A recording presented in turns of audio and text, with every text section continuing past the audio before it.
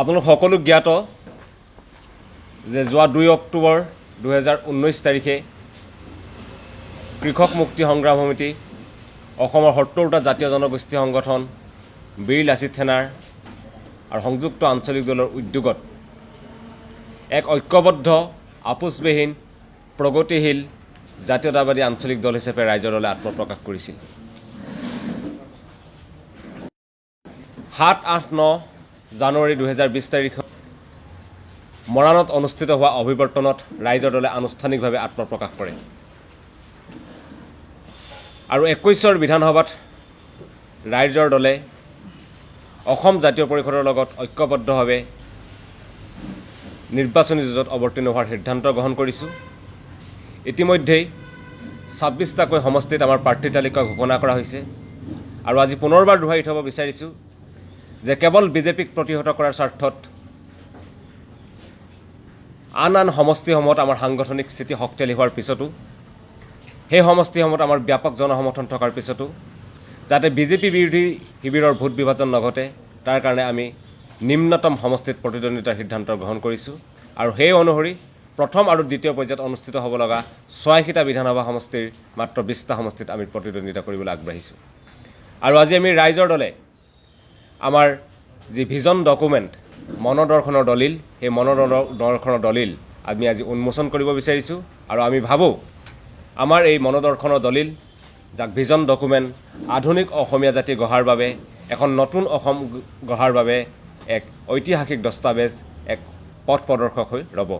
মই প্ৰথমে আমাৰ এই ৰাইজৰ দলৰ ভিজন ডকুমেণ্ট উন্মোচনী অনুষ্ঠানত উপস্থিত আছে ৰাইজৰ দলৰ সন্মানীয় উপদেষ্টা ঘনশ্যাম নাথ ছাৰ আমাৰ এই ভিজন ডকুমেণ্ট প্ৰস্তুত সমিতিৰ অন্যতম এজন সদস্য আছিল। আমাৰ মাজত আজি উপস্থিত আছে বিশিষ্ট শিক্ষাবিদ ডক্টৰ ইন্দ্ৰাণী দত্ত বাইদেউ ভিজন ডকুমেণ্ট প্ৰস্তুত সমিতিৰ সদস্য আছিল। আমাৰ মাজত উপস্থিত আছে ৰাইজৰ দলৰ সন্মানীয় সাধাৰণ সম্পাদক দিৱস ফুকন, উপসভাপতি চৰণ ডেকা, সম্পাদক চিফুজ্জল বসুমতাৰী, তথ্য প্ৰচাৰ সম্পাদক দেৱাংগ সৌৰভ গগৈ আৰু সম্পাদক দীপাংকৰ কলিতা। ৰাইজৰ দলৰ ভিজন ডকুমেণ্টৰ 2 অক্টোবৰ 2000 তাৰিখে দল গঠনৰ পিছতেই আচলতে আমি দলৰ কৰ্মসূচী আৰু জাতীয় বিষয়সমূহত দলৰ দৃষ্টিভংগী প্ৰকাশৰ বাবে কেইবাজনো সন্মানীয় শিল্পী আৰু বুদ্ধিজীৱীক লৈ এখন ভিজন ডকুমেণ্ট প্ৰস্তুত সমিতি গঠন কৰি দিছিলোঁ। প্ৰখ্যাত চলচ্চিত্ৰ পৰিচালক পদ্মভূষণ জাহ্নু বৰুৱা,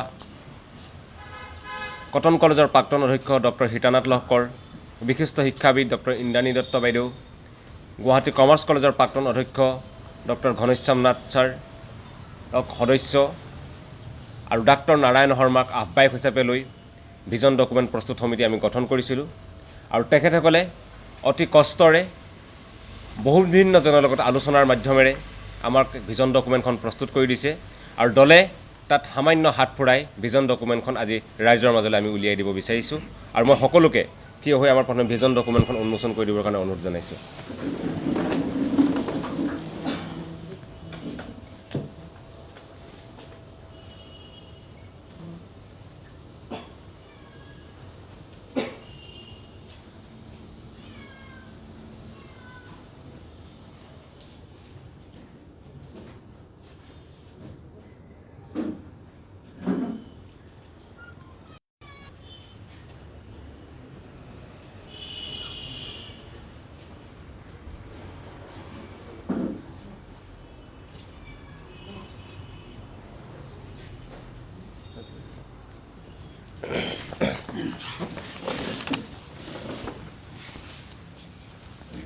ৰাইজৰ ভিজন ডকুমেণ্টত পটভূমিসহ সৰ্বমুঠ 22টা বিষয় অন্তৰ্ভুক্ত হৈছে। অসমৰ প্ৰথমতে আছে অসমৰ জাতীয় স্বাৰ্থ সুৰক্ষাৰ বাবে ৰাইজৰ দলৰ দাবী আৰু কৰ্মসূচী, কৃষিখণ্ডৰ উন্নয়ন, উদ্যোগ, শিক্ষা, ভূমি সংস্কাৰ, স্বাস্থ্য, আন্তঃগাঁথনি উন্নয়ন, জলসম্পদৰ ব্যৱস্থাপনা, বান খহনীয়া, কৰ্মসংস্থাপন, পৰিৱেশ আৰু প্ৰদূষণ, অসমৰ প্ৰাকৃতিক সম্পদ, আইনী সংস্কাৰ, আইনী শৃংখলা, ভাষা সংস্কৃতি, শিশু আৰু মহিলাৰ বিকাশ, সংখ্যালঘু আৰু জাতি জনগোষ্ঠীৰ কল্যাণ, চাহ শ্ৰমিকসকলৰ কল্যাণ, ক্ৰীড়া, পৰ্যটন, সুকীয়া সমমণ্ডল আৰু ৱৰ্ক পাৰ্মিট এইদৰে 22টা বিষয়ত আমি ৰাইজৰ দলৰ ভিজন ডকুমেণ্টখন প্ৰস্তুত কৰি উলিয়াইছোঁ। আৰু ৰাইজৰ দলৰ ভিজন ডকুমেণ্টৰ মূল বিষয়সমূহ মই এতিয়া আপোনালোকৰ আগত ক'ব বিচাৰিছোঁ যে ৰাইজৰ দলৰ ভিজন ডকুমেণ্টত প্ৰথমতেই আমি অতি স্পষ্ট আৰু দ্ব্যৰ্থহীন ভাষাৰে ক'ব বিচাৰিছোঁ যে এক ঐক্যবদ্ধ আপোচবিহীন প্ৰগতিশীল সুস্থ জাতীয়তাবাদী আঞ্চলিক দল হিচাপে ৰাইজৰ দল গঢ়ি তোলা হ'ব বা ৰাইজৰ দল হ'ব। দ্বিতীয়তে আমাৰ ভিজন ডকুমেণ্টত থকা গুৰুত্বপূৰ্ণ বিষয়টো হৈছে যে ভাৰতীয় সংবিধানৰ 371 ক অনুচ্ছেদৰ অধীনত ভূমি আৰু সম্পদৰ অধিকাৰ কাঢ়ি অনাৰ সংকল্প আমাৰ ভিজন ডকুমেণ্টত উল্লেখ কৰা হৈছে। যদি আমি ভূমি আৰু সম্পদৰ অধিকাৰ 371 ক অনুচ্ছেদৰ অধীনত সাংবিধানিক ৰক্ষা কৱচেৰে কাঢ়ি আনিব পাৰোঁ তেনেহ'লে অসমৰ ভূমি কেতিয়াও বহিৰাগত মানুহৰ হাতলৈ আৰু যাব নোৱাৰিব। কেৱল ভূমিয়ে নহয়, এই ভূ সম্পদৰ তলত থকা সকলো খনিজজাত সামগ্ৰী তেল, কয়লা, গেছ এই সকলোৰে ওপৰত অসমৰ একচেটিয়া অধিকাৰ সাব্যস্ত কৰিব পৰা যাব। দ্বিতীয়তে আপোনালোক সকলোৱে জানে যে অসমে 1969 চনৰ পৰা বিশেষ ৰাজ্যৰ মৰ্যাদা লাভ কৰি আছিল। কিন্তু কেন্দ্ৰৰ নৰেন্দ্ৰ মোদী চৰকাৰ শাসনলৈ অহাৰ পিছতেই 2015 চনত অসমৰ বিশেষ ৰাজ্য মৰ্যাদা কৰ্তন কৰা হৈছিল। আৰু এই বিশেষ ৰাজ্য মৰ্যাদা কৰ্তন কৰাৰ ফলত অসমে বছৰি অতি কমেও 11,000 পৰা 12,000 কোটি টকাৰ বিশেষ কেন্দ্ৰীয় সাহায্যৰ পৰা বঞ্চিত হৈ আহিব লগা হৈছে। গতিকে অতি ভিজন ডকুমেণ্টত আমাৰ স্পষ্ট দাবী যে অসমে যি বিশেষ ৰাজ্যৰ মৰ্যাদা লাভ কৰি আছিল সেই বিশেষ ৰাজ্যৰ মৰ্যাদা ঘূৰাই অনাৰ বাবে সংগ্ৰাম গঢ়ি তোলা হ'ব। 3 নম্বৰ গুৰুত্বপূৰ্ণ ভিজন ডকুমেণ্টৰ প্ৰতিশ্ৰুতি হৈছে যে এক সময় নিৰ্দিষ্টভাৱে অসম চুক্তিৰ ৰূপায়ণ। সমগ্ৰ অসমবাসীয়ে জানে যে অসম চুক্তিক লৈ প্ৰতিটো ৰাজনৈতিক দলে সদায় হেতালি খেলি আহিছে। গতিকে ভিজন ডকুমেণ্টত আমাৰ অতি স্পষ্ট ঘোষণা যে এক নিৰ্দিষ্ট সময়ৰ ভিতৰত অসম চুক্তিৰ পূৰ্ণ ৰূপায়ণ কৰা হ'ব। আমি ৰূপায়ণ শব্দ নহয়, আমি কৈছোঁ যে পূৰ্ণ ৰূপায়ণ কৰা হ'ব। এক নিৰ্দিষ্ট সময়ৰ ভিতৰত অসম চুক্তিৰ পূৰ্ণ ৰূপায়ণ কৰা হ'ব। চতুৰ্থ আমাৰ গুৰুত্বপূৰ্ণ প্ৰতিশ্ৰুতি ভিজন ডকুমেণ্টত আছে যে NRC প্ৰস্তুতকৰণৰ অৱশিষ্ট প্ৰক্ৰিয়া নিৰ্দিষ্ট সময়সীমাৰ ভিতৰত সম্পূৰ্ণ কৰাৰ লক্ষ্য কৰি লোৱা হৈছে। সকলোৱে জানে যে NRC সকলো কাম কাজ শেষ হৈ যোৱাৰ পিছতো চৰকাৰৰ হেমাহি, চৰকাৰৰ অনিচ্ছা আৰু চৰকাৰী ষড়যন্ত্ৰৰ ফলত NRC কাম কাজ স্থবিৰ প্ৰায় হৈ পৰিছে। গতিকে ৰাইজৰ দলৰ অতি স্পষ্ট ঘোষণা আৰু প্ৰতিশ্ৰুতি যে NRC প্ৰস্তুতকৰণৰ অৱশিষ্ট প্ৰক্ৰিয়া এক নিৰ্দিষ্ট সময়সীমাৰ ভিতৰত সম্পূৰ্ণ কৰি তোলা হ'ব। চতুৰ্থ ৰাইজৰ দলৰ গুৰুত্বপূৰ্ণ প্ৰতিশ্ৰুতি হৈছে যে নাগৰিকত্ব সংশোধনী আইন কোনোপধ্যে কাৰ্যকৰী নকৰাৰ দৃঢ় সংকল্প। তাৰ বাবে বিধানসভাত ৰাইজৰ দলৰ তৰফৰ ফালৰ পৰা সকলো ধৰণৰ যুঁজ চলাই নিয়া হ'ব। পঞ্চম গুৰুত্বপূৰ্ণ প্ৰতিশ্ৰুতিটো হৈছে ভিজন ডকুমেণ্টত দিয়া যে 1971 চনৰ 24 মাৰ্চৰ পূৰ্বে অহা হিন্দু মুছলমান সকলোকে আত্মীয়কৰণেৰে আঁকোৱালি লোৱাৰ ঘোষণা কৰা হৈছে। 1971 চনৰ 24 মাৰ্চৰ পূৰ্বে অহা অৰ্থাৎ অসম চুক্তিয়ে বৈধ অসমবাসী বুলি কোৱা প্ৰতিজনকে আত্মীয়কৰণেৰে আঁকোৱালি লোৱা হ'ব। ইয়াত কাকো দ্বিতীয় শ্ৰেণীৰ নাগৰিকৰ মৰ্যাদাৰে চোৱা নহ'ব। সকলো নাগৰিকেই সমমৰ্যাদাৰে, সম অধিকাৰে, সম নিৰাপত্তাৰে জীয়াই থকাৰ অসম এখন গঢ়ি তোলাৰ স্পষ্ট ঘোষণা আৰু প্ৰতিশ্ৰুতি আমি ৰাইজৰ দলৰ ভিজন ডকুমেণ্টত দিছোঁ। 6 নম্বৰ গুৰুত্বপূৰ্ণ প্ৰতিশ্ৰুতি যে সকলো ধৰণৰ বৃহৎ নদী বান্ধ নিৰ্মাণৰ যি কাম চলি আছে সকলো কাম বন্ধ কৰি দিয়া হ'ব। আপোনালোক সকলোৱে জানে এইটো অসমবাসীৰ জাতীয় সহমত যে নামনি সোৱণশিৰি জলবিদ্যুৎ প্ৰকল্প নিৰ্মাণ বন্ধ কৰিব লাগে। অসমবাসীৰ জাতীয় সহমত যে অৰুণাচল আৰু ভূটানকে ধৰি অসমৰ মূৰৰ ওপৰত জলব্ৰহ্মা সদৃশ যিমানবিলাক বৃহৎ নদী বান্ধ নিৰ্মাণ কৰি থকা হৈছে সকলো বৃহৎ নদী বান্ধৰ নিৰ্মাণ বন্ধ কৰিব লাগে বা যিমানবিলাক বান্ধৰ নিৰ্মাণৰ বাবে অনুজ্ঞাপত্ৰ দিয়া আছে সকলো অনুজ্ঞাপত্ৰ বাতিল কৰিব লাগে। কিন্তু অসমবাসীৰ জাতীয় সহমতৰ বিৰুদ্ধে গৈ কেন্দ্ৰৰ বিজেপি চৰকাৰে ইটোৰ পিছত সিটো সেউজ বৃহৎ বান নিৰ্মাণৰ সেউজ সংকেত দি আহিছে বা বান নিৰ্মাণৰ কাম চলাই আহিছে। বিশেষকৈ 2011 চনৰ পাছত অসমবাসীয়ে সকলো জাতীয় দল সংগঠনৰ আন্দোলনৰ ফলত নিৰ্মাণ কাৰ্য বন্ধ হৈ থকা নামনি সোৱণশিৰি জলবিদ্যুৎ প্ৰকল্পৰ কামো এতিয়া ক্ষিপ্ৰ গতিত চলাই থকা গৈছে। গতিকে ৰাইজ দলৰ অতি স্পষ্ট স্থিতি আৰু ঘোষণা যে বৃহৎ নদী বান্ধৰ নিৰ্মাণ সম্পূৰ্ণৰূপে বন্ধ কৰিব লাগিব।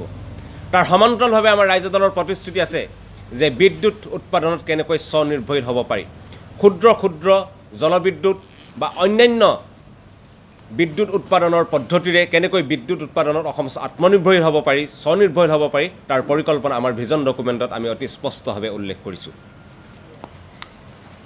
ৰাইজ দলৰ ভিজন ডকুমেণ্টত থকা অন্যতম এটা গুৰুত্বপূৰ্ণ প্ৰতিশ্ৰুতি হৈছে যে অসমৰ প্ৰতিটো পৰিয়ালৰ এজনক নিয়মীয়া সংস্থাপনত দিয়াৰ প্ৰতিশ্ৰুতি দিয়া হৈছে। ভিজন ডকুমেণ্টৰ অন্যতম গুৰুত্বপূৰ্ণ প্ৰতিশ্ৰুতি বুলি মই আকৌ এবাৰ দোহাৰি ক'ব বিচাৰিছোঁ যে অসমৰ প্ৰতিটো পৰিয়ালৰ এজনক নিয়মীয়া সংস্থাপন দিয়াৰ নিশ্চয়তা ভিজন ডকুমেণ্টত প্ৰদান কৰা হৈছে। একেলগতে প্ৰতিটো পৰিয়াললৈ বিশুদ্ধ খোৱা পানী যোগানৰ গেৰাণ্টি দিয়া হৈছে। অন্যতম এটা গুৰুত্বপূৰ্ণ প্ৰতিশ্ৰুতি ঘোষণা আমাৰ যি ভিজন ডকুমেণ্টত আছে সেয়া হৈছে যে অসমৰ প্ৰতিডৰা খেতিপথাৰত অসমৰ প্ৰতিডৰা খেতিপথাৰত জলসিঞ্চনৰ ব্যৱস্থা কৰি অসমৰ প্ৰতিডৰা খেতিপথাৰত বছৰৰ 12 মাহে খেতি কৰা ৰাজ্যত পৰিণত কৰাৰ সংকল্প লোৱা হৈছে। অসমক বছৰৰ 12 মাহে খেতি কৰা ৰাজ্যত পৰিণত কৰাৰ সংকল্পৰে অসমৰ প্ৰতিটো কৃষিজীৱী পৰিয়ালক আত্মনিৰ্ভৰশীল স্বনিৰ্ভৰশীল কৰি তোলাৰ সংকল্প পৰিকল্পনা আমাৰ ভিজন ডকুমেণ্টত উল্লেখ কৰা হৈছে। আমাৰ ভিজন ডকুমেণ্টত আমি অতি স্পষ্টভাৱে এক প্ৰাচুৰ্যপূৰ্ণ সুস্বাস্থ্যৱান আৰু শিক্ষিত অসম গঢ়াৰ লক্ষ্য আমাৰ ভিজন ডকুমেণ্টৰ সকলোবিলাক বিষয়তে আপোনালোকে সন্নিৱিষ্ট হৈ থকা দেখিবলৈ পাব।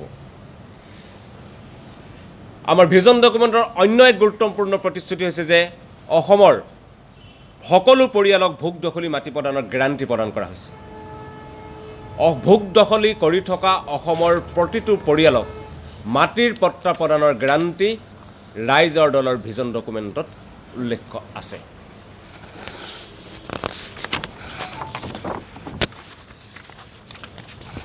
ভিজন ডকুমেণ্টৰ অন্যতম এটা গুৰুত্বপূৰ্ণ প্ৰতিশ্ৰুতি হৈছে যে অসমৰ প্ৰতিজন বৈধ নাগৰিকে মাটি পাব আৰু যিসকল বান গৰাখহনীয়াত পীড়িত আছে সকলোকে সংস্থাপন দিয়া হ'ব। অসমৰ প্ৰতিটো থলুৱা ভূমিহীন পৰিয়ালক মাটি দিয়া হ'ব, বৈধ নাগৰিকে মাটি পাব আৰু বান গৰাখহনীয়াত যিসকল পীড়িত হৈছে তেখেতসকলক সংস্থাপন দিয়া হ'ব। ভিজন ডকুমেণ্টত ৰাইজ দলৰ ভিজন ডকুমেণ্টত প্ৰতিশ্ৰুতি দিয়া হৈছে অসমৰ সকলো আন্তঃৰাজ্যিক সীমা সমস্যাৰ স্থায়ী সমাধান কৰা হ'ব। সেয়া অসম নাগালেণ্ড সীমা সমস্যা, সেয়া অসম অৰুণাচল সীমা সমস্যা, সেয়া অসম মেঘালয় সীমা সমস্যা, সেয়া অসম মিজোৰাম সীমা সমস্যাৰ কথাই কওক, সকলো আন্তঃৰাজ্যিক সীমা সমস্যাৰ স্থায়ী সমাধানৰ প্ৰতিশ্ৰুতি আমাৰ ৰাইজৰ দলৰ ভিজন ডকুমেণ্টত দিয়া হৈছে। আৰু ভিজন ডকুমেণ্টত আমি অতি স্পষ্টভাৱে এখন প্ৰকৃত ফেডাৰেল ভাৰতৰ গঢ়াৰ ঐক্যবদ্ধ সংগ্ৰামৰ ঘোষণা কৰিছোঁ। অসমক এখন আত্মনিৰ্ভৰশীল ৰাজ্যৰূপে গঢ়াৰ লক্ষ্য আমাৰ ভিজন ডকুমেণ্টত উল্লেখ আছে। মই আকৌ এবাৰ কৈ ল'ব বিচাৰিছোঁ যে ৰাজনৈতিকভাৱে ফেডাৰেল, অৰ্থনৈতিকভাৱে আত্মনিৰ্ভৰশীল আৰু সামাজিকভাৱে সকলোকে সামৰি লোৱা আৰু সকলো খিলঞ্জীয়া জাতি জনগোষ্ঠীৰ অস্তিত্বৰ সুৰক্ষাৰে অসমক একবিংশ শতিকাৰ ভাৰতবৰ্ষৰ এখন আদৰ্শ ৰাজ্য হিচাপে গঢ়ি তোলাই ৰাইজৰ দলৰ একমাত্ৰ আৰু মূল লক্ষ্য বুলি আমাৰ ভিজন ডকুমেণ্টত ঘোষণা কৰা হৈছে। ৰাজনৈতিকভাৱে ফেডাৰেল, অৰ্থনৈতিকভাৱে আত্মনিৰ্ভৰশীল, সামাজিকভাৱে সকলোকে সামৰি লোৱা আৰু সকলো খিলঞ্জীয়া জাতি জনগোষ্ঠীৰ অস্তিত্বৰ সুৰক্ষাৰে অসমক একবিংশ শতিকাৰ ভাৰতৰ এখন আদৰ্শ ৰাজ্য হিচাপে গঢ়ি তোলাই ৰাইজৰ দলৰ মূল লক্ষ্য হিচাপে আমাৰ ভিজন ডকুমেণ্টত অতি স্পষ্টভাৱে ঘোষণা কৰা হৈছে। মই এতিয়া আমাৰ ভিজন ডকুমেণ্ট প্ৰস্তুত সমিতিৰ দুগৰাকীকৈ সন্মানীয় সদস্য ডক্টৰ ঘনশ্যাম নাথ আৰু ডক্টৰ ইন্দ্ৰাণী দত্ত বাইদেউ আছে, মই তেখেতসকলক বক্তব্য ৰাখিবৰ কাৰণে অনুৰোধ জনাইছোঁ। আমাৰ ৰাইজৰ দলৰ ভিজন ডকুমেণ্টত যিখিনি কথা আছে সেইখিনি কথা ভাস্কৰদী শইকীয়াই বিস্তৃতভাৱে আপোনালোকক ক'লেই। তাৰোপৰি আমি ভাবোঁ যে ৰাইজৰ দলে অনাগত দিনত বিজেপি চৰকাৰে যিবিলাক প্ৰতিশ্ৰুতি ৰখা নাই, সেই প্ৰতিশ্ৰুতি সেনেকুৱা কাম নকৰে আৰু যিখিনি কথা আমি ইয়াতে লিপিবদ্ধ কৰিছোঁ সেই গোটেইখিনি আমি অনাগত দিনত পৰিপূৰ্ণ কৰাৰ কাৰণে চেষ্টা কৰা হ'ব আৰু তাক পৰিপূৰ্ণভাৱে আমি পালন কৰিম বুলি বিশ্বাস কৰিছোঁ। তাৰোপৰি শিক্ষাৰ ক্ষেত্ৰত, কৃষিৰ ক্ষেত্ৰত, অন্যান্য জনজীৱনৰ যিবিলাক বিষয় আছে সকলোতে চুই যোৱাকৈ আমাৰ ভিজন ডকুমেণ্টত তথ্য পাতি সহকাৰে দিয়া হৈছে। আৰু বিজেপি চৰকাৰৰ যিটো জাতিধ্বংসী কাৰবাৰ, আছাম একৰ্ডৰ যিটো তেওঁ অৱমাননা কৰিছে, 6 নম্বৰ দফা লৈ পেলাই যিবিলাক প্ৰলোভন দি পেলাই কামবিলাক কৰা নাই, তেনেকুৱা ধৰণৰ অন্যায় অবিচাৰৰ বিৰুদ্ধে এই ভিজন ডকুমেণ্টত আমি তথ্য পাতি সহকাৰে দেখাইছোঁ। আৰু তাৰমানে সেইবিলাক আগত দিনত আমি ৰাইজৰ দলৰ পিনৰ পৰা চৰকাৰে বাধ্য হৈ কৰাৰ কাৰণে তাৰ কাৰণে ব্যৱস্থা কৰিছোঁ। আৰু ইয়াত বিতংভাৱে ক'ব লাগিলে আপোনালোকক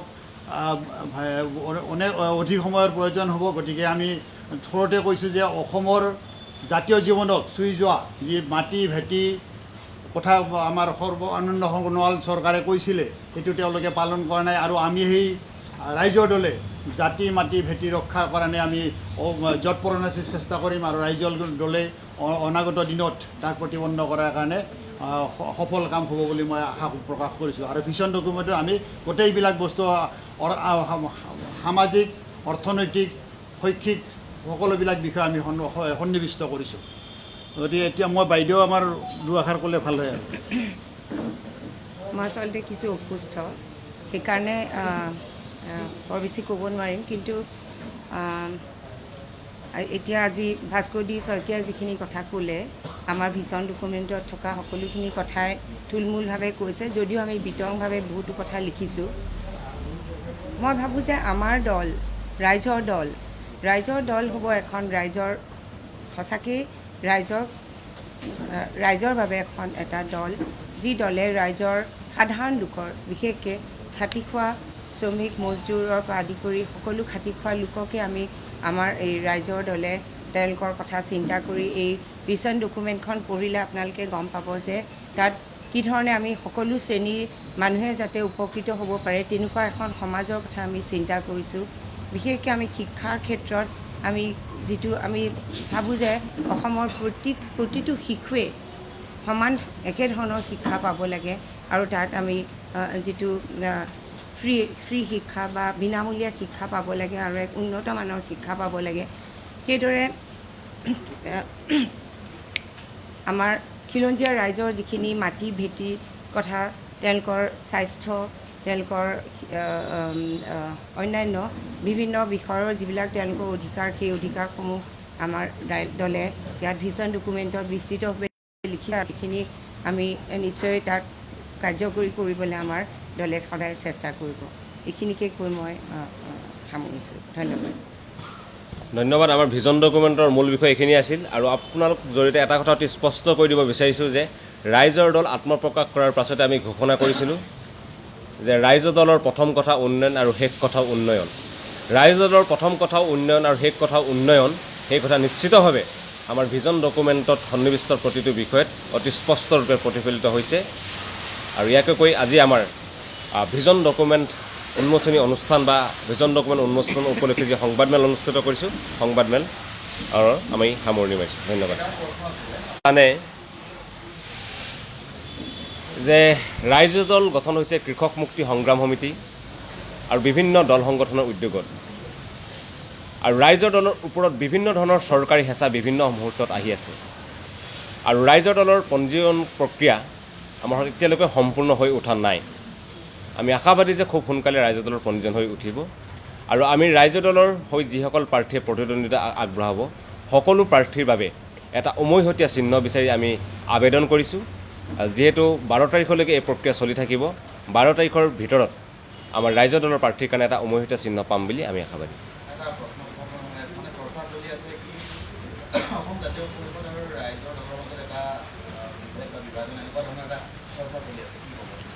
আমি ভাবোঁ যে আমাৰ মাজত কোনো ধৰণৰ বিভাজন অহা নাই। আমি দুয়োটা দলেই 21ৰ নিৰ্বাচনত ঐক্যবদ্ধভাৱে যদি বিজেপিক প্ৰতিহত কৰাৰ কাৰণে সংকল্পবদ্ধ।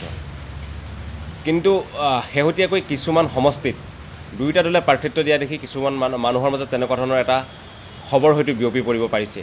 কিন্তু আমি ক'ব বিচাৰিছোঁ যে আমি ৰাইজৰ দলে যাতে কোনোপধ্যেই বিজেপি বিৰোধী শিবিৰৰ ভোট বিভাজন নঘটে, তাৰ কাৰণে আমি অতি কম সমষ্টিত প্ৰতিদ্বন্দ্বিতাৰ সিদ্ধান্ত গ্ৰহণ কৰিছোঁ। প্ৰথম আৰু দ্বিতীয় পৰ্যায়ত অনুষ্ঠিত হ'ব লগা 6টা বিধানসভা সমষ্টিৰ আমি কেৱল 20টাতহে প্ৰতিদ্বন্দ্বিতাৰ সিদ্ধান্ত গ্ৰহণ কৰিছোঁ। আৰু গতিকে সেই 20টাৰ ভিতৰত কিছুমান সমষ্টিত প্ৰাৰ্থিত্বৰ কিছু ওপৰা ওপৰি হৈছে।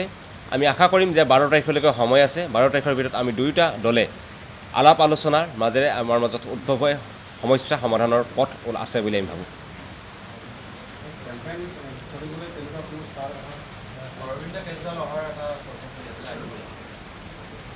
এতিয়ালৈকে সেই খবৰ কোনো নিশ্চিত খবৰ নহয়। ঠিক আছে, ধন্যবাদ।